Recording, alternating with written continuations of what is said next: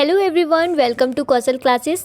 आज हम आप सभी लोगों को पिछली परीक्षा का हल प्रश्न पत्र कराने वाले हैं और हो सकता है कि आपकी इस बार आने वाली परीक्षा में भी आपको ये बेनिफिट दे और बहुत सारे इसके ही क्वेश्चन आपको आपके एग्ज़ाम में देखने को मिल जाएं, क्योंकि डीएलएड में हमेशा रिपीटेड क्वेश्चन ही पूछे जाते हैं। ठीक है, तो सब्जेक्ट हमारा है वर्तमान भारतीय समाज एवं प्रारंभिक शिक्षा। ठीक है, चलिए समय वेस्ट नहीं करते हैं और डायरेक्ट हम बढ़ते हैं अपने क्वेश्चंस की तरफ। और पहला क्वेश्चन हमारा है, मनुष्य की अंतर्निहित पूर्णता को अभिव्यक्त करना ही शिक्षा है। यह कथन किसका है? आप सभी को बता दूं, जिन लोगों ने मेरी कथन वाली वीडियो नहीं देखी है, आपके एग्ज़ाम में कोई एक या दो प्रश्न पूछे जाएंगे कथन से रिलेटेड, डेट से रिलेटेड, सन पूछी जाएंगी। ठीक है, फुल फॉर्म्स पूछे जाएंगे। तो आपको इसकी वीडियो आपको मेरे चैनल पर मिल जाएगी। उस वीडियो में मैंने आपको जितनी भी समितियां हैं, आयोग हैं, सन है, ठीक है, और फुल फॉर्म्स वगैरह हैं, तो वो सभी चीज़ें मैंने आपको अपनी वीडियो में बताई हुई हैं। तो आप जाइए और वो वीडियो ज़रूर देखिएगा, वो आपको आपके एग्ज़ाम में बहुत बेनिफिट देने वाली है। तो वो वीडियो आप ज़रूर देखिएगा। चलिए बताइए किसका ये कथन है? टैगोर का, अरस्तु का, विवेकानंद का, महात्मा गांधी का? तो ये कथन है विवेकानंद जी का। ठीक है, नेक्स्ट क्वेश्चन हमारा है, दूरस्थ शिक्षा का नाम नहीं है। आप सभी को मैं बता दूं और हमेशा आपसे मैं ये चीज़ कहती हूँ कि आपके एग्ज़ाम में जब भी प्रश्न आए, चलिए आपके एग्ज़ाम में जब भी प्रश्न आए तो आप हमेशा प्रश्न को अच्छे से पढ़िएगा। पहले आप देखिएगा कि आपका प्रश्न जो है वो पॉजिटिव है या निगेटिव है। ठीक है, इस चीज़ पर आप विशेष रूप से ध्यान दीजिए। क्या होता है कि बहुत सारे बच्चे ना ध्यान ही नहीं देते हैं कि उनसे पूछा गया है, वो जल्दी जल्दी में पढ़ते हैं क्योंकि समय हमारे पास जो है वो कम होता है। ठीक है, तो आप समय कितना भी कम हो लेकिन आप प्रश्न को अच्छे से पढ़िएगा, ध्यान से पढ़िएगा। अब आप इसमें देख सकते हैं कि दूरस्थ शिक्षा का नाम नहीं है, ये पूछा गया है आपसे। अब बहुत सारे लोग पढ़ेंगे ही नहीं, दूरस्थ शिक्षा का नाम है, बस इतना पढ़ेंगे और आंसर करके आ जाएंगे। ठीक है, तो ये नहीं करना है, ध्यान से आपको क्वेश्चंस रीड करने हैं।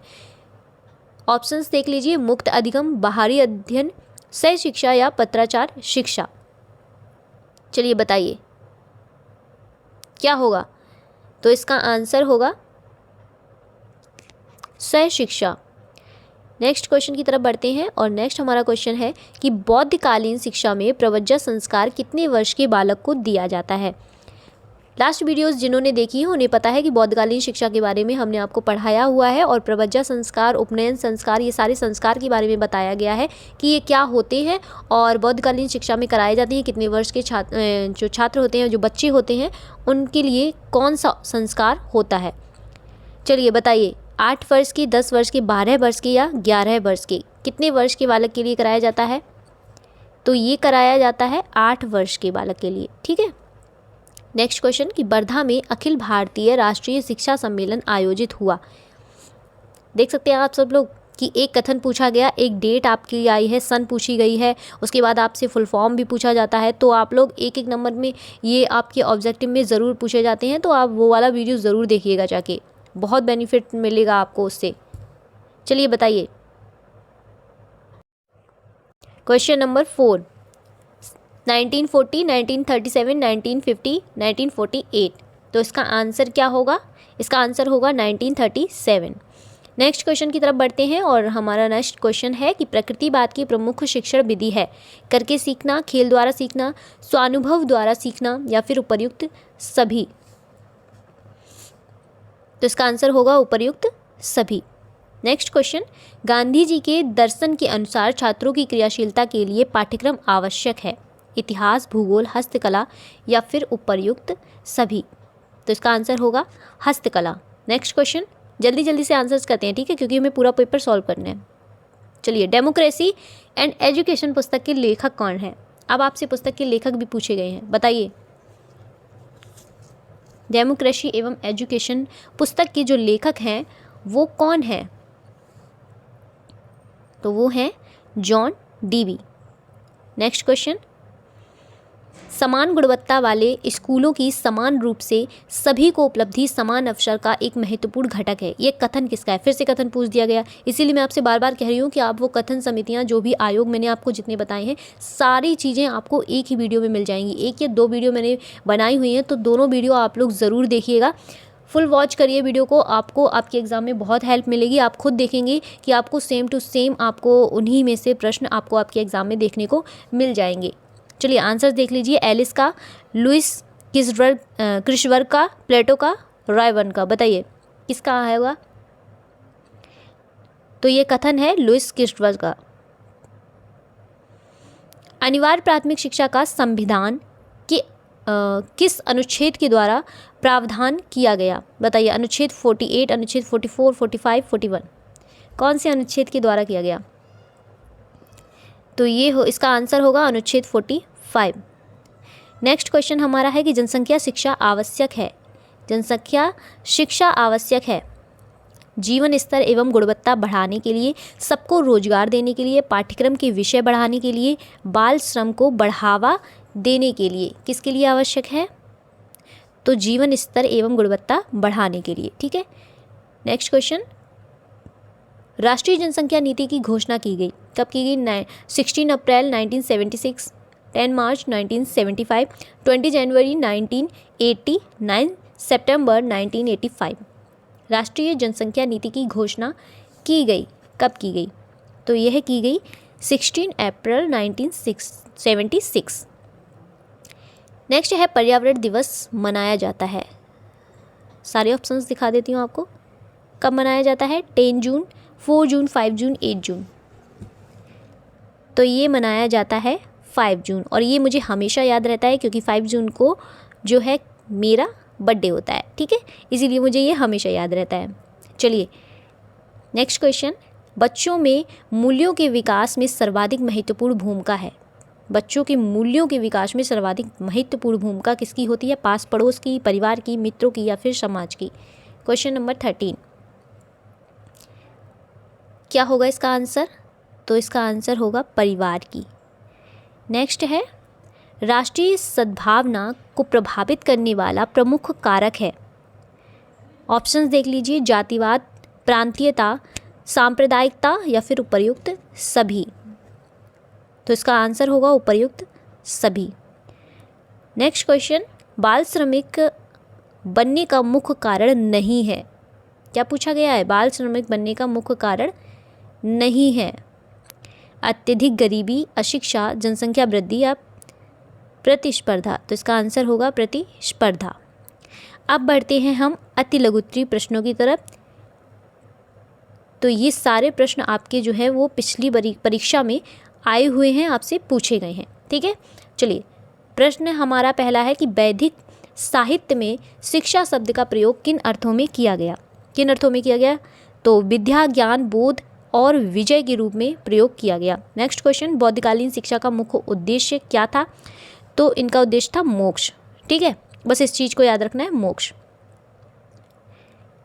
शिक्षा में प्रयोजनवाद के जन्मदाता कौन है? तो विलियम जेम्स। नेक्स्ट क्वेश्चन, सर्वोत्तम शिक्षा वही है जो संपूर्ण सृष्टि से हमारे जीवन का सामंजस्य स्थापित करती है। यह कथन किसका है? देख सकते हो आप लोग, अति लघुत्तरी में भी आपसे कथन पूछा गया है, ऑब्जेक्टिव में भी आपसे कथन पूछा गया है, तो वो वीडियो आप लोग ज़रूर देखिएगा।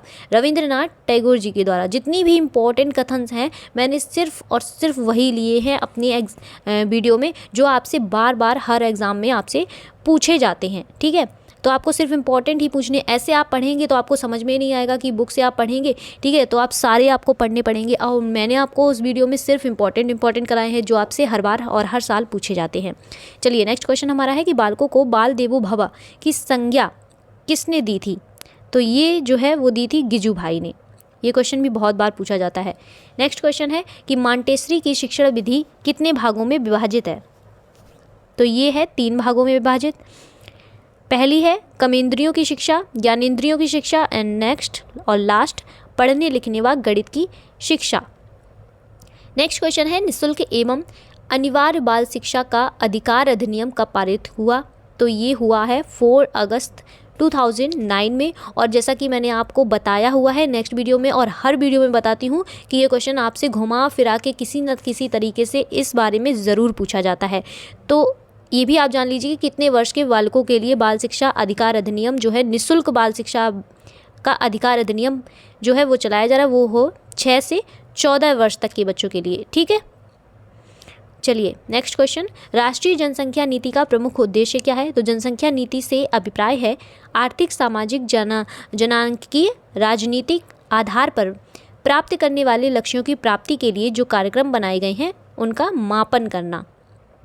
नेक्स्ट क्वेश्चन, जल प्रदूषण दूर करने के 2 उपाय लिखिए।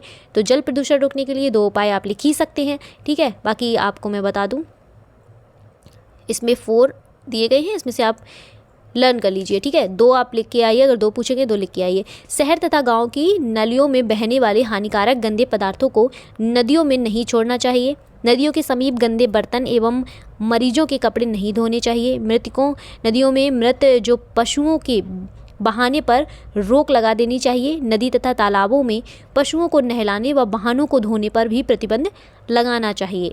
नेक्स्ट क्वेश्चन, पर्यावरण संरक्षण अधिनियम जो है वो कब लागू किया गया? देख सकते हो आप लोग कितनी डेट्स पूछी जा रही हैं और कितने कथन पूछे जा रहे हैं आपसे। तो ये हुआ था 1986 में। नेक्स्ट क्वेश्चन, भूमंडलीय ताप वृद्धि किसे कहते हैं? सामान्यतः भूमंडलीय ताप वृद्धि का आशय पृथ्वी के ताप में क्रमशः आने वाली वृद्धि से है, ठीक है। किससे होता है? पृथ्वी के ताप में आने वाली वृद्धि से। नेक्स्ट क्वेश्चन, कि बालिका शिक्षा की 2 प्रमुख समस्याएं लिखिए। फर्स्ट है कि शैक्षिक अवसरों की समानता की समस्या। नेक्स्ट, कन्याओं की शिक्षा के प्रति उचित दृष्टिकोण का अभाव, ठीक है। इन 2 समस्याओं को याद रखिएगा कि शैक्षिक अवसरों की समानता की समस्या और कन्याओं की शिक्षा के प्रति उचित दृष्टिकोण का अभाव। किन्हीं 4 मानवीय मूल्यों का उल्लेख कीजिए। सच्चाई, सत्यनिष्ठा, उत्तरदायित्व की भावना, दया भाव। नेक्स्ट क्वेश्चन, जनसंख्या के 4 यंत्रीकृत साधनों के नाम लिखिए। तो जनसंचार के साधन, वर्तमान युग में जनसंचार के साधनों का महत्वपूर्ण स्थान है। देखिए, टेलीविज़न, सबसे पहले टेलीविज़न। वर्तमान युग में टेलीविज़न या दूरदर्शन संचार का सबसे प्रभावशाली साधन है। रेडियो, नेक्स्ट है रेडियो। दुनिया के सभी देशों की तरह भारत में भी रेडियो जनसंचार का एक महत्वपूर्ण साधन है। नेक्स्ट है समाचार पत्र, पत्रिकाएं। प्रेस या दूसरे शब्दों में समाचार पत्र या पत्रिकाएं आज जनसंचार का सबसे बड़ा माध्यम है। नेक्स्ट है चलचित्र, इसे हम जनसंचार का दृश्य श्रव्य माध्यम भी कहते हैं। नेक्स्ट क्वेश्चन है, फ्रॉवेल द्वारा किस शिक्षण विधि का प्रतिपादन किया गया? तो किंडरगार्टन का प्रतिपादन फ्रॉवेल द्वारा किया गया। हो सकता है कभी आपसे घुमा के प्रश्न पूछ दिया जाए कि किंडरगार्टन का प्रतिपादन किसके द्वारा किया गया? तो फ्रॉवेल के द्वारा, ठीक है। अब बात करते हैं लघु उत्तरीय प्रश्नों के बारे में। चलिए, लघु उत्तरीय प्रश्न में हमारा पहला प्रश्न जो है कि राष्ट्रीय जीवन में शिक्षा के विभिन्न कार्य क्या हैं? तो राष्ट्रीय जीवन में शिक्षा के निम्नलिखित कार्य हैं। पहला, राष्ट्रीय विकास, भावात्मक एकता, राष्ट्रीय एकता, सामाजिक कुशलता में वृद्धि, नैतिकता का प्रशिक्षण, नेतृत्व की तैयारी, सार्वजनिक हित को प्राथमिकता, कुशल व्यक्ति तैयार करना और सामाजिक सुधार व उन्नति करना। नेक्स्ट क्वेश्चन, राष्ट्रीय शिक्षा नीति 1986 की प्रमुख विशेषताओं का उल्लेख कीजिए। तो नवीन शिक्षा नीति 1986 की प्रमुख महत्वपूर्ण विशेषता एवं गुण निम्नलिखित हैं। कौन कौन से हैं? शिक्षा को प्रथम बार इतना महत्व, एक राष्ट्रीय शिक्षा संरचना, राष्ट्रव्यापी पाठ्यक्रम की रचना, शैक्षिक अवसरों की समानता पर बल, केंद्र सरकार की भागीदारी, दक्षता एवं प्रभावकारिता को प्रोत्साहन, व्यावसायिक शिक्षा, उच्च शिक्षा में सुधार एवं महाविद्यालयों की स्वायत्तता। नेक्स्ट हमारा क्वेश्चन है कि प्रकृतिवाद के अनुसार शिक्षक की भूमिका व शिक्षण प्रविधियों पर प्रकाश डालिए। तो प्रकृतिवाद के अनुसार शिक्षा में शिक्षक का स्थान बताया गया है। प्रकृतिवाद, चलिए पहली हेडिंग है हमारी प्रकृतिवाद और इसमें है कि विद्यालय में शिक्षक का स्थान जो है वो गौड़ है। कैसा है? ये पूछा जा सकता है ऑब्जेक्टिव में कि विद्यालय में शिक्षक का स्थान कैसा है। प्रकृतिवाद के अनुसार ऐसे पूछ सकते हैं कि प्रकृतिवाद के अनुसार विद्यालय में शिक्षक का स्थान कैसा है? तो कैसा है? गौड़, ठीक है। प्रकृतिवादियों का विचार है बालक को अपनी आँखों से देखना चाहिए, शिक्षकों की आँखों से नहीं। प्रकृतिवाद दर्शन के अनुसार अब शिक्षा में शिक्षक का कार्य बालक के स्वाभाविक विकास के लिए उपयुक्त वातावरण तैयार करना है, अतएव उसका कार्य एक निरीक्षक के रूप में होना चाहिए। नेक्स्ट है प्रकृतिवादी शिक्षक की आवश्यकता प्राकृतिक वातावरण का आयोजन करने के लिए बताते हैं। शिक्षक उन परिस्थितियों को उत्पन्न करता है जिससे बालक स्वयं सत्य की खोज कर सके। इस नियम के संदर्भ में रूसो का यह कथन उल्लेखनीय है कि तुम्हें बालक को सत्य की शिक्षा नहीं देनी है, वरन उसे इस योग्य बनाना है कि बालक स्वयं सत्य की खोज कर सके।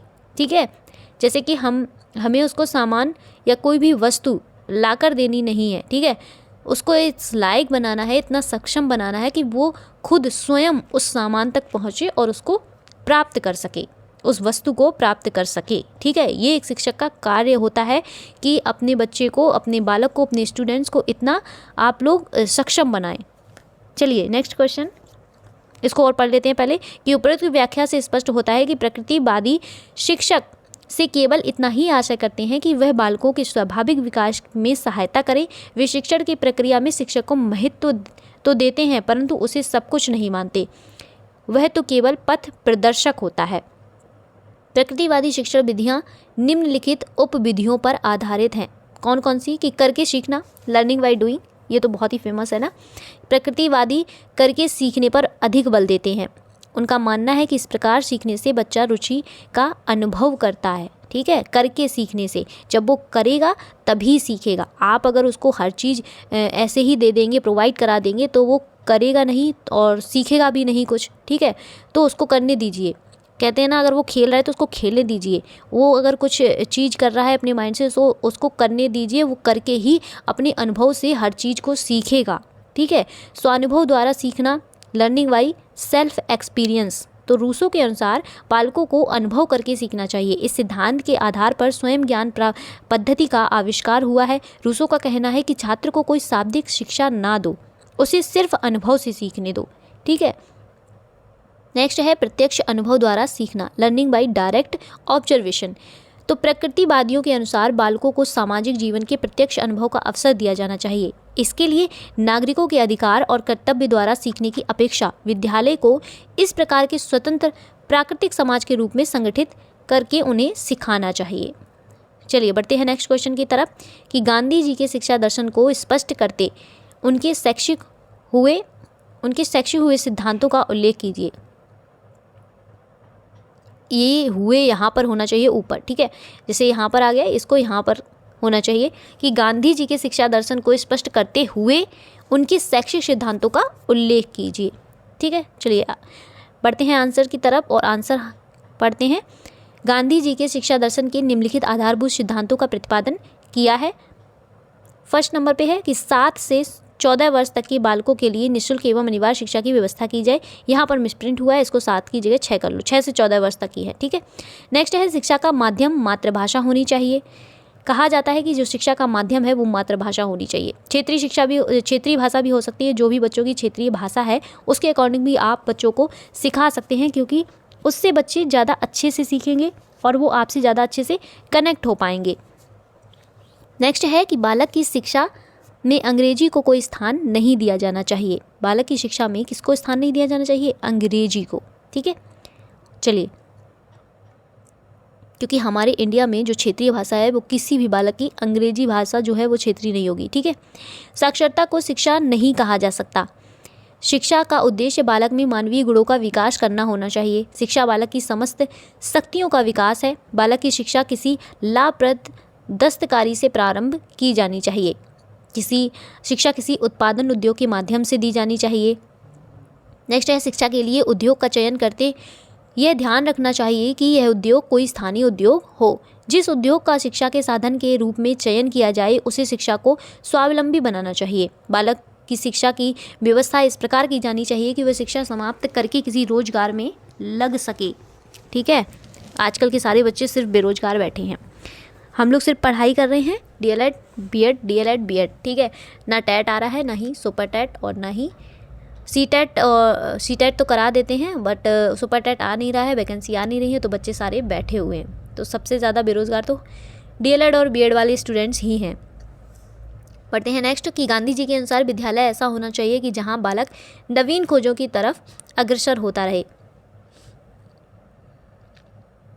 नेक्स्ट क्वेश्चन, विद्यालय समाज का लघु रूप है, स्पष्ट कीजिए। विद्यालय को समाज का लघु रूप मानने में प्रगतिशील विचारकों का महत्वपूर्ण स्थान है। जॉन ड्यूवी ने विद्यालय को एक सामाजिक संस्था के रूप में स्वीकार करते हुए कहा कि जिस प्रकार शरीर को कायम रखते हुए भोजन की आवश्यकता होती है, उसी प्रकार समाज के अस्तित्व को बनाए रखने के लिए शिक्षा की भी आवश्यकता होती है। इसके लिए शिक्षा के महत्वपूर्ण साधन के रूप में विद्यालय की आवश्यकता होती है। यह संस्था बालकों को उन सामाजिक क्रियाओं में प्रशिक्षित करती है तो वर्तमान सामाजिक जीवन में प्रचलित है। ड्यूबी का कथन है कि विद्यालय एक सामाजिक संस्था है और शिक्षा एक सामाजिक प्रक्रिया है।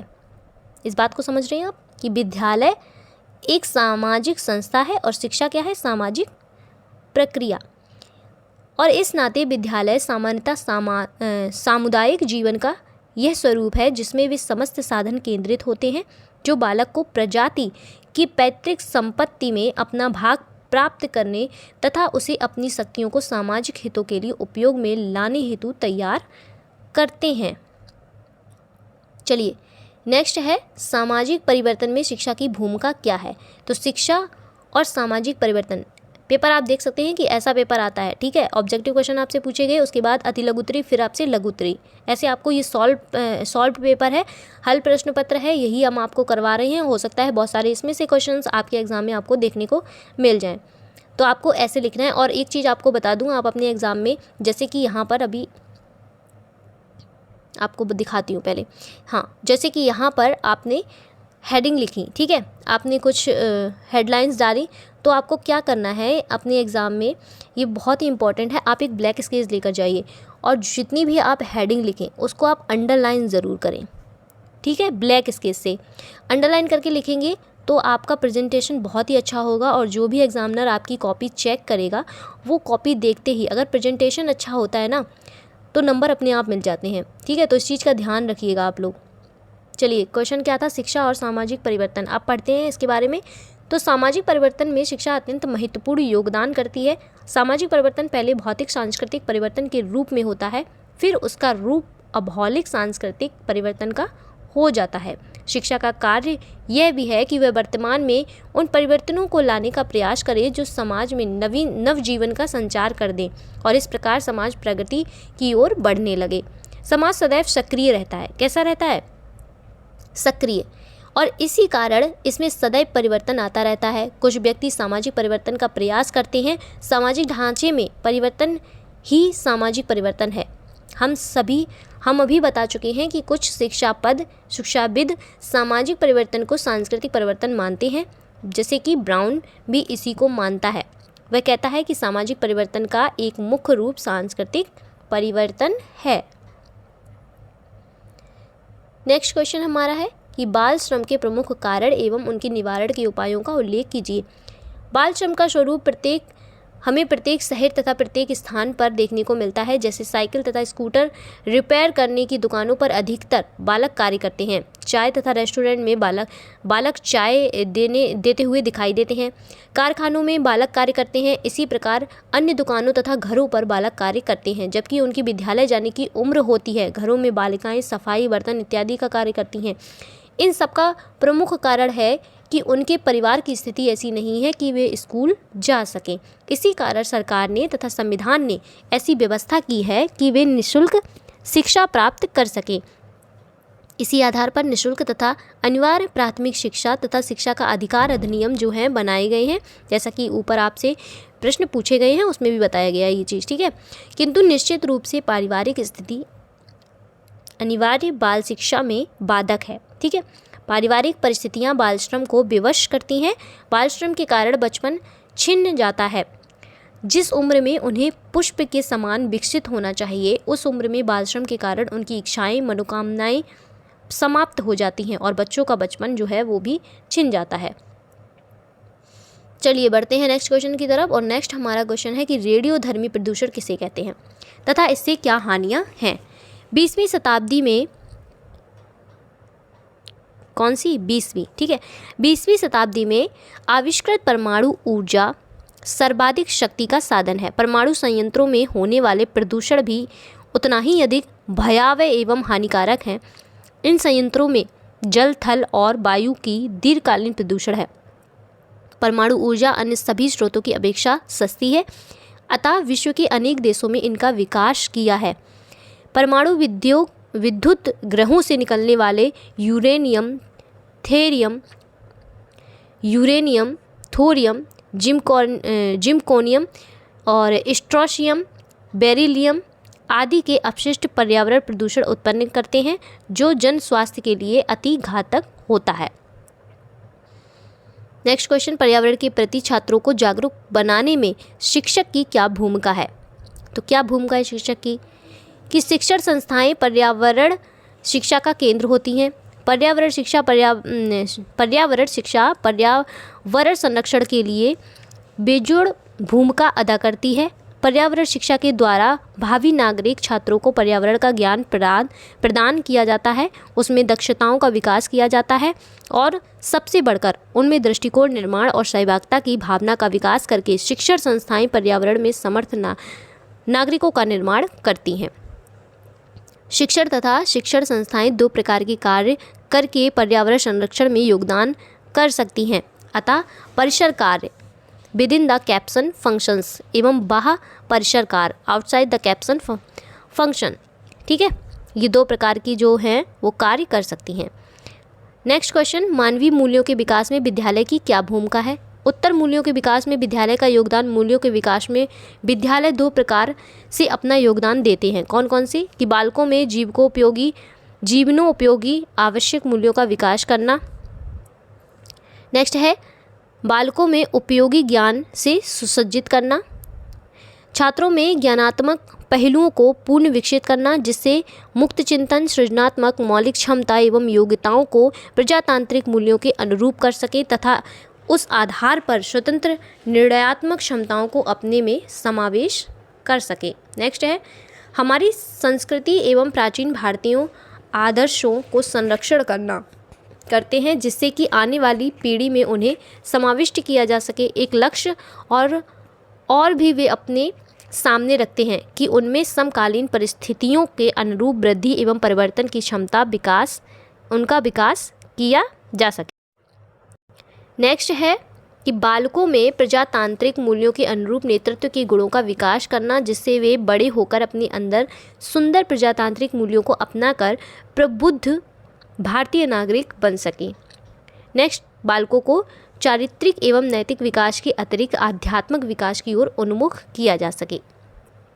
तो ये था हमारा आज का हल प्रश्न पत्र, जिसको आज हम लोगों ने सॉल्व था। तो हमने आज आपको वीडियो इसकी बना के दी है और आप लोगों ने ये सॉल्व भी किया है और आई होप कि आप लोगों को ये वीडियो अच्छी लगी होगी। आप लोगों को अगर वीडियो अच्छी लगी हो तो एक लाइक ज़रूर करना और कौशल क्लासेस के साथ आप लोग जुड़ जाइए अपनी बेहतरीन तैयारी करने के लिए। आपको बहुत सारे वीडियोस प्रोवाइड ऑलरेडी करा दिए गए हैं। बाकी आपके एग्ज़ाम से पहले आपको एक दिन पहले महा मैराथन क्लास दी जाएगी, तो उसको आप लोग ज़रूर देखिएगा, पूरी वीडियो देखकर जाइएगा और आपको आपके एग्ज़ाम में बहुत बेनिफिट देने वाली है वो वीडियो। ठीक है, तो इसी के साथ हम मिलते हैं नेक्स्ट वीडियो में। तब तक के लिए नमस्कार।